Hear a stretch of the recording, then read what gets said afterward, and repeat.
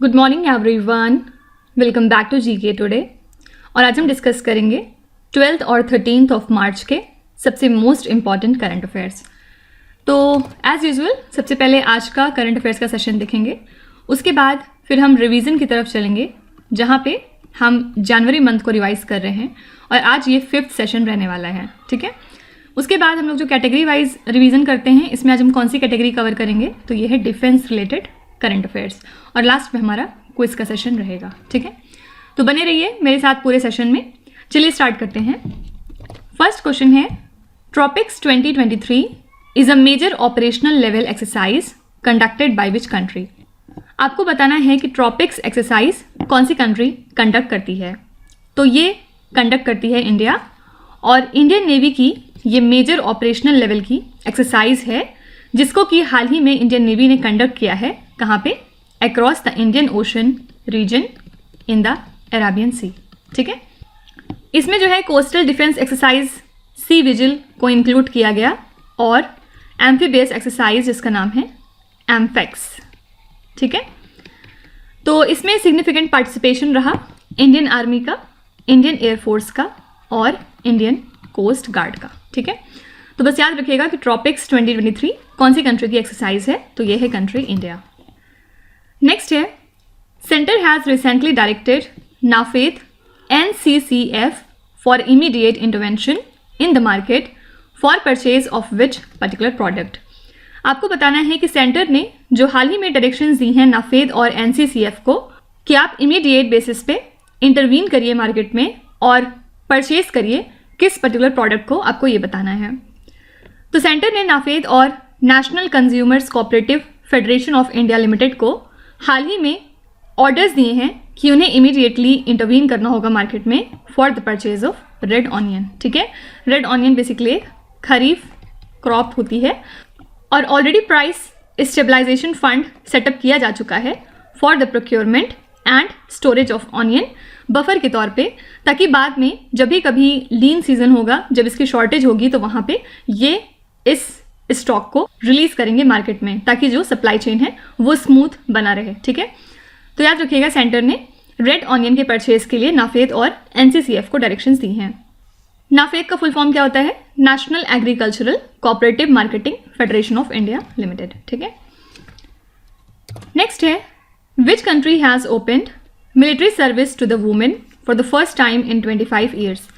तो पिछले 25 सालों में पहली बार कौन सी कंट्री है जिसने अपनी मिलिट्री सर्विस को वुमेन के लिए ओपन कर दिया है, मतलब अब इनकी मिलिट्री सर्विसेज में वुमेन भी अपना योगदान दे सकती हैं। ये कंट्री है कोलंबिया। कोलंबिया ने अब अपनी मिलिट्री सर्विस को वुमेन के लिए भी एक्सटेंड कर दिया है पहली बार पिछले 25 सालों में, और 1296 वुमेन की एक लिस्ट बनाई गई है इन द मंथ ऑफ फरवरी। कोलंबिया की आर्मी में इनको इंक्लूड किया जाएगा। ठीक है, कोलंबिया में अब तक सिर्फ मिलिट्री सर्विसेज में मेन ही पार्टिसिपेट कर सकते थे जिनकी उम्र 18 से 24 साल होगी, और इसमें बेसिकली फोकस किया जाता था यंग रिक्रूट्स के ऊपर, मतलब जो यूथ होते हैं कि वो प्रोटेक्ट कर सकें इनके इंफ्रास्ट्रक्चर को, साथ ही जो एडमिनिस्ट्रेटिव टास्क होते हैं वो कैरी आउट कर सकें, और जो इनके प्रोफेशनल सोल्जर हैं वो ड्रग ट्रैफिकिंग गैंग्स को कन्फ्रंट करते हैं और रेबल ग्रुप्स वगैरह को। ठीक है, तो अब पहली बार वुमेन को मिलिट्री सर्विस में लाया जा रहा है कोलंबिया कंट्री में। Which country introduced the illegal migration bill. आपको बताना है कि ये बिल कौन सी कंट्री से एसोसिएटेड है। ये बिल है यूके कंट्री का, और इसको इंट्रोड्यूस किया है यूके के प्राइम मिनिस्टर ऋषि सुनक ने। ठीक है, एम क्या है इसका? जो इलीगल इमाइग्रेशन होता है उसको टैकल करना और बहुत सारे माइग्रेंट्स को प्रिवेंट करना कि वो इंग्लिश चैनल को क्रॉस ना करने पाएँ स्मॉल बोट की हेल्प से। ठीक है, तो ये जो बिल है ये यूके गवर्नमेंट को अब एम्पावर करता है कि वो किसी भी इंसान को डिटेन और डिपोर्ट कर सकते हैं जो इलीगल तरीके से यूके में एंटर करेगा। ठीक है, और इसमें कुछ एक्सेप्शन भी हैं, और इसी के साथ ब्रिटिश पार्लियामेंट को अभी अलाउ करेगा कि वो एक कोटा सेट करें ऑन द नंबर ऑफ इमाइग्रेंट कि कितने लोग अलाउड हैं कंट्री में पर ईयर। ठीक है, बाकी जितने लोग भी इलीगल तरीके से जाने की कोशिश करेंगे उनको तुरंत डिटेन और डिपोर्ट किया जाएगा। फाइन, तो बस याद रखिएगा कि इलीगल माइग्रेशन बिल किसका है? यूके कंट्री का। नेक्स्ट है, Mimeusemia ceylonica rare moth species has been spotted for the first time in India in which Indian state. आपको बताना है कि ये जो रेयर मौत की स्पेशीज़ है हाल ही में पहली बार इंडिया में कहाँ पे इसको पाया गया है, कहाँ से ये स्पॉट हुआ है। तो रिसर्चर्स ने इसको पाया है पहली बार इंडिया के अंदर, कहाँ पे, इन कलक्कड़ मुंदनथुरई टाइगर रिजर्व जो कि है तमिलनाडु में, आफ्टर 127 ईयर्स। ठीक है, तो पिछली बार 127 साल पहले इसको श्रीलंका में पाया गया था और उसके बाद 2018 से एक महीने में 2 बार हम मौत सर्वे करते थे इसको स्पॉट करने के लिए, और ये पहली बार है जब ये मौत स्पेशीज़ इंडिया में रिकॉर्ड करी गई है। ठीक है, कहाँ पे पाई गई? केरला स्टेट में। चलिए एक बार क्विकली हम टाइगर रिजर्व्स को रिवाइज कर लेते हैं। सबसे पहला है इसमें बांदीपुर टाइगर रिजर्व। बांदीपुर कहाँ पे है? ये कर्नाटका स्टेट में है। सेकेंड है इसमें कॉर्बेट टाइगर रिजर्व, सब जानते हैं कॉर्बेट कहाँ पे है? उत्तराखंड में। उसके बाद थर्ड है कान्हा टाइगर रिजर्व, ये है मध्य प्रदेश में। फिर है मानस टाइगर रिजर्व, ये असम में है, और असम में टोटल कितने नेशनल पार्क्स हैं? 7। ठीक है, इसके बाद नेक्स्ट है पलामऊ। पलामऊ एग्जाम में काफ़ी पूछा जाता है, और पलामऊ टाइगर रिजर्व है झारखंड स्टेट में। फिर नेक्स्ट है रणथंभौर। रणथंभौर कहाँ पे है? ये राजस्थान में है। इसके बाद नेक्स्ट है सिमलीपाल। सिमलीपाल भी एग्जाम में काफ़ी बार पूछा गया है। सिमलीपाल है उड़ीसा स्टेट में। फिर इसके बाद है नेक्स्ट सुंदरबन, सब जानते हैं ये कहाँ पे है? वेस्ट बंगाल में। 9th है पेरियार। पेरियार लेक की वजह से ये कहाँ पे है? केरला स्टेट में। इसके अलावा राजस्थान में एक और टाइगर रिजर्व है जो काफ़ी फेमस है, ये कौन सा है? Sariska tiger reserve. ठीक है, और वेस्ट बंगाल में इसी तरह कौन सा एक बहुत इंपॉर्टेंट टाइगर रिजर्व है? बक्सा टाइगर रिजर्व। इसके बाद नेक्स्ट है इंद्रावती। इंद्रावती टाइगर रिजर्व कहाँ पे है? छत्तीसगढ़ स्टेट में। फिर इसके बाद एक और है नामदफा नेशनल पार्क, और नामदफा है अरुणाचल प्रदेश में। इसके अलावा इकलौता नेशनल पार्क और टाइगर रिजर्व बिहार का कौन सा है? इसका नाम क्या है? यह है Valmiki tiger reserve and the national park. इसके बाद अगर हम मध्य प्रदेश की बात करें तो इसमें 2 और हैं। फर्स्ट है पेंच और सेकंड है पन्ना। एक और है, एक्चुअली 3 है इसमें, और पेंच, पन्ना और नेक्स्ट हो गया बांधवगढ़। ये सारे मध्य प्रदेश में हैं। ठीक है, और इसके अलावा अरुणाचल प्रदेश में नामदफा के अलावा एक और है जिसका नाम है पक्के टाइगर रिजर्व। और इसी तरह सटकोशिया कहाँ पे है? सटकोशिया है उड़ीसा स्टेट में। फिर तमिलनाडु में बहुत से हैं, लाइक मुरुमलाई, अन्नामलाई एट्सेट्रा। चलिए अच्छा, आपको कमेंट्स में बताना है कि रामगढ़ विषधारी ये टाइगर रिजर्व कौन से स्टेट में लाई करता है। आप सभी लोग अपने जवाब कमेंट्स में मेंशन करेंगे। नेक्स्ट है as a part of cricket diplomacy Indian prime minister watched the Border Gavaskar tournament with his counterpart of which country. तो as a part of cricket diplomacy आपको बताना है कि इंडिया के प्राइम मिनिस्टर नरेंद्र मोदी ने बॉर्डर गावस्कर टूर्नामेंट को हाल ही में देखा है किसके साथ, या फिर किस कंट्री के प्राइम मिनिस्टर के साथ। तो ये हैं ऑस्ट्रेलिया के प्राइम मिनिस्टर, क्या नाम है इनका? Anthony Albanese.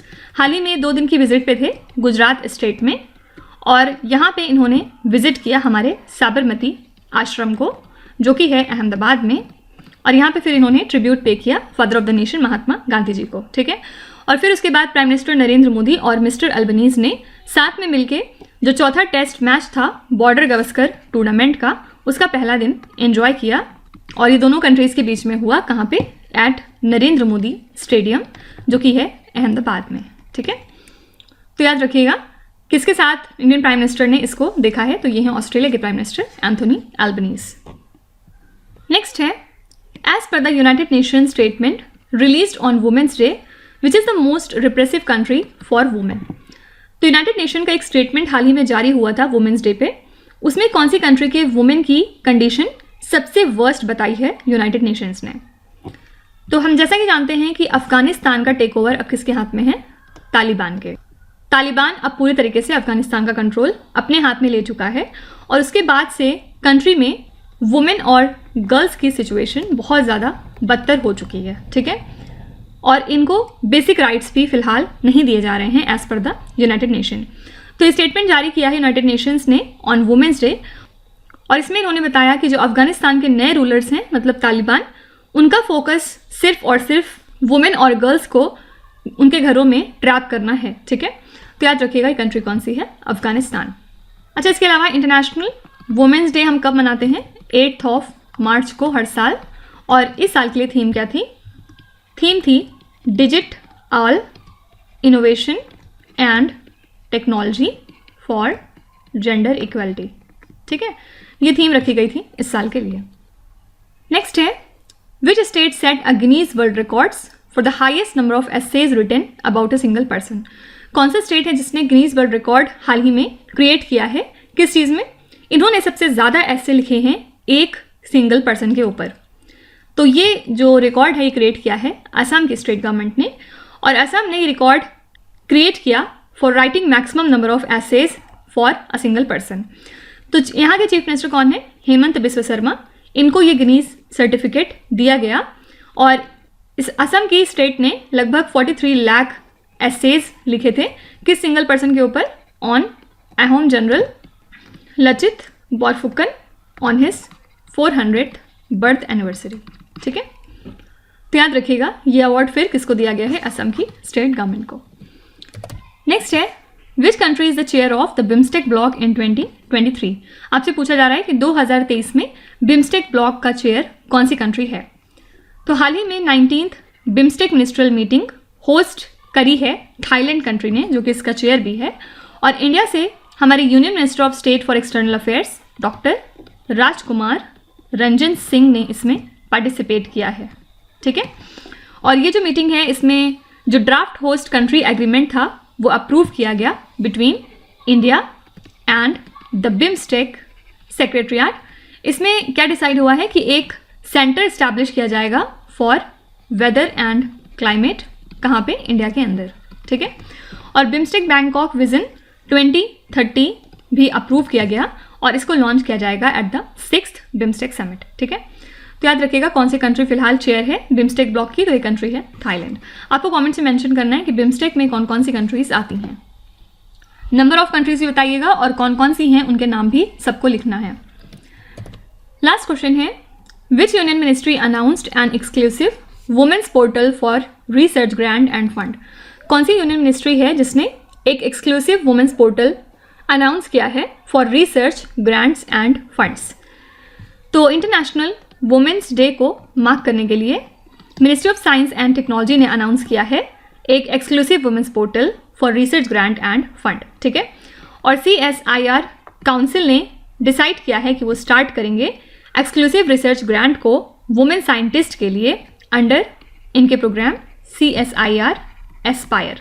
ठीक है, साथ ही एक एक्सक्लूसिव पोर्टल भी अवेलेबल किया जाएगा इन दिस रिगार्ड। कब से? From 1 April 2023। फाइन, तो याद रखिएगा ये किसने इनिशिएट किया है? Ministry of science and technology.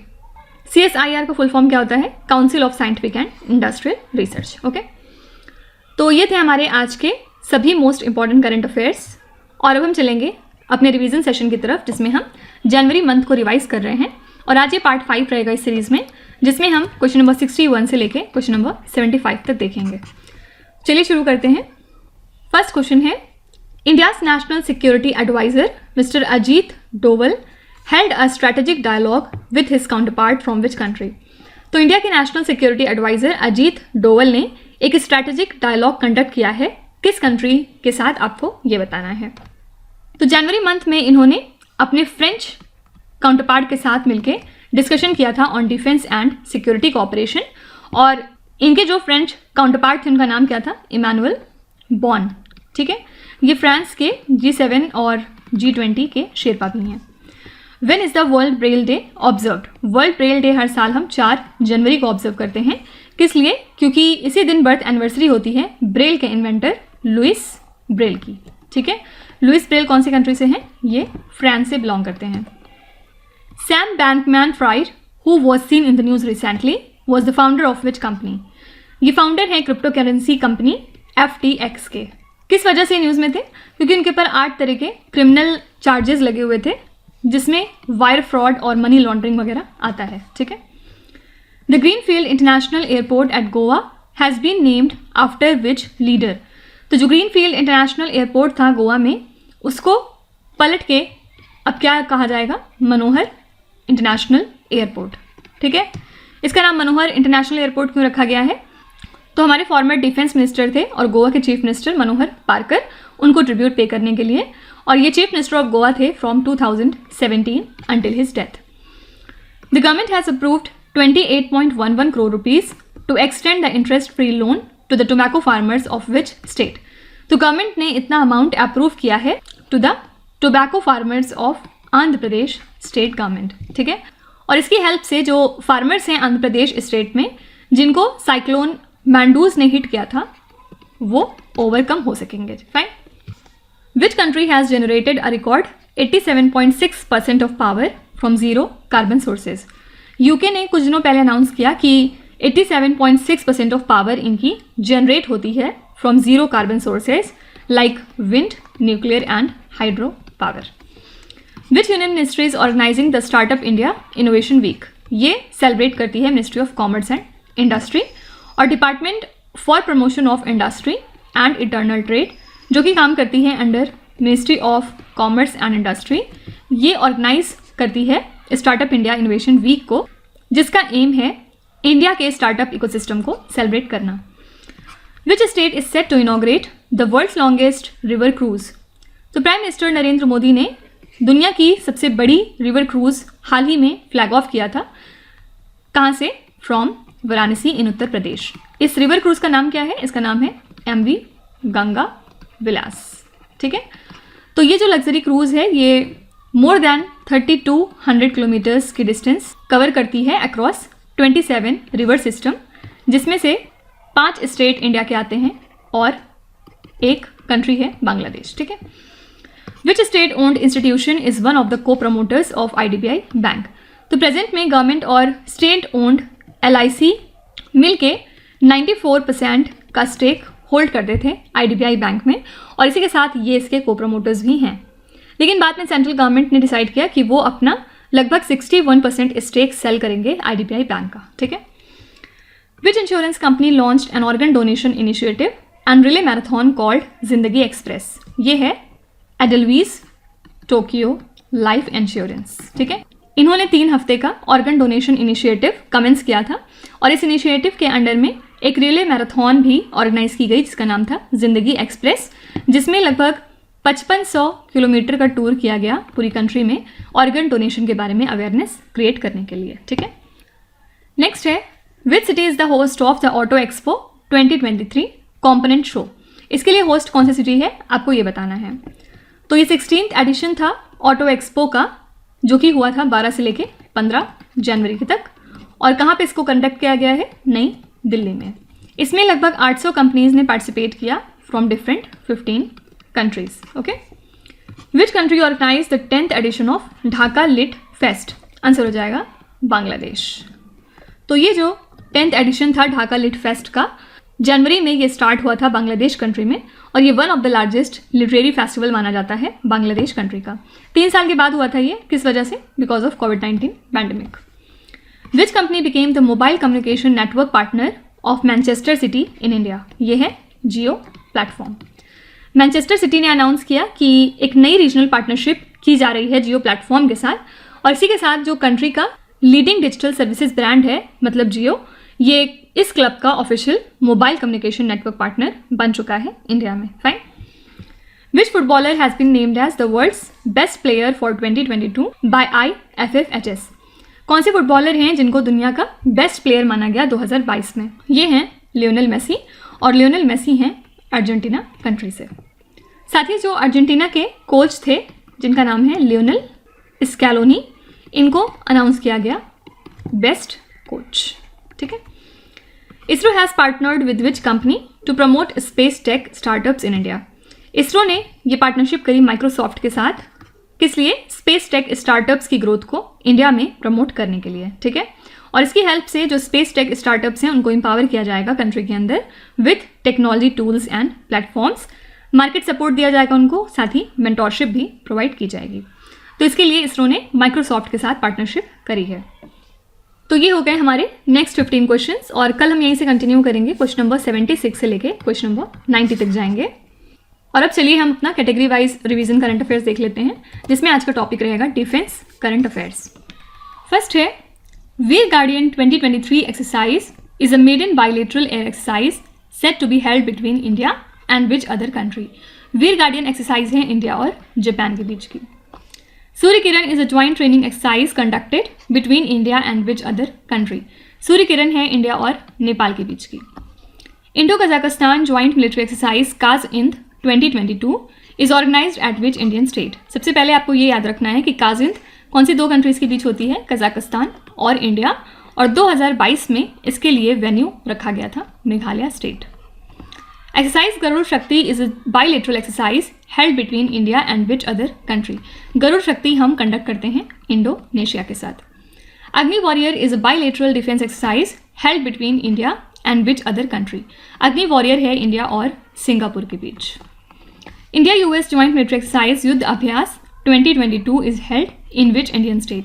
युद्ध अभ्यास एग्जाम में बहुत बार पूछा गया है, याद रखिएगा ये इंडिया और यूएस के बीच होती है और 2022 में इसके लिए वेन्यू रखा गया था उत्तराखंड का Auli district. Harimau Shakti 2022 is a bilateral exercise held between India and which other country? Harimau Shakti हम करते हैं मलेशिया के साथ. Indian Navy conducted the Naseem Al Bahr exercise with which country? Naseem Al Bahr होती है इंडिया और ओमान के बीच. चलिए एक बार क्विकली कुछ एक्सरसाइज हम रिवाइज कर लेते हैं जो एग्जाम में फ्रीक्वेंट तौर पे पूछी जाती हैं. सबसे पहला है इसमें संप्रीति. संप्रीति हम करते हैं बांग्लादेश के साथ. फिर नेक्स्ट इसमें है मित्र शक्ति. मित्र शक्ति हम करते हैं श्रीलंका के साथ. फिर नेक्स्ट है मैत्री, सिर्फ मैत्री, और मैत्री हम करते हैं थाईलैंड के साथ. फिर इसके बाद युद्ध अभ्यास के अलावा एक और एक्सरसाइज जो हम यूएस के साथ करते हैं वो कौन सी है? वज्र प्रहार. फिर इसके अलावा एक है नोमैडिक एलिफेंट. बहुत बार मैंने आपसे पूछा है ये किसके बीच होती है? इंडिया और मंगोलिया के बीच. अगर सिर्फ शक्ति आपसे पूछा जाएगा तो शक्ति हम कंडक्ट करते हैं फ्रांस के साथ. इसके अलावा धर्म गार्डियन है, वीर गार्डियन भी है जापान के साथ, और धर्म गार्डियन भी है जो हम जापान के साथ कंडक्ट करते हैं. इसके बाद एक और है जिसका नाम है hand in hand. Hand in hand हम करते हैं चाइना के साथ. ठीक है, अब आपको कमेंट्स में मेंशन करना है कि सिम्बेक्स एक्सरसाइज कौन सी दो कंट्रीज़ के बीच की होती है. सब लोग अपने अपने जवाब कमेंट्स में लिखेंगे. तो इसी के साथ हमारा ये कैटेगरी वाइज वाला रिवीजन भी हो गया. और कल हम कौन सा टॉपिक उठाएंगे? कल हम रिवाइज करेंगे हमारा रैंक्स एंड इंडिसेस वाला पार्ट. ठीक है, चलिए आपकी क्विज की तरफ चलते हैं. ये 5 क्वेश्चंस हैं जिनको आपको ध्यान से पढ़ना है और इसका जवाब आपको कॉमेंट्स में लिखना है. तो यहाँ पर वीडियो को पॉज करिए, एक एक करके ध्यान से क्वेश्चन को पढ़िए. जो भी आपको आते हैं वेल एंड गुड, और जो नहीं आते कोई भी बात नहीं. विथ टाइम डेफिनेटली आपका स्कोर इंप्रूव करेगा. बस आपको कंसिस्टेंट और परसिस्टेंट रहने की ज़रूरत है. So that's it for today. I hope you have like the session. आज का सेशन आपको कैसा लगा ज़रूर बताइएगा कमेंट्स में. साथ ही साथ आपका कोई भी रिव्यू है, फीडबैक है या फिर सजेशन है तो वो भी आप हमें बता सकते हैं. हमें जानकर खुशी होगी और हम पूरी कोशिश करेंगे उसको इम्प्लीमेंट करने की. तो कल फिर हम मिलेंगे सेम टाइम सेम जगह कल के करंट अफेयर्स के साथ. Till then, stay tuned. Thank you so much for watching, and please do not forget to subscribe to GK Today. With this, Neeraj Hadsana signing off.